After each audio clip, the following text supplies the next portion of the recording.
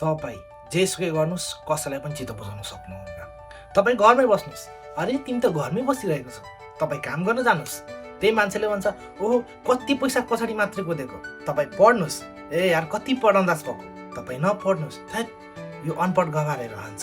तपाईँ मोटाउनुहोस्, ओहो तिमी त मोटाएछौ, तपाईँ फेरि पातलो हुनुहोस्, ओहो तिमी त पातलो भएछौ।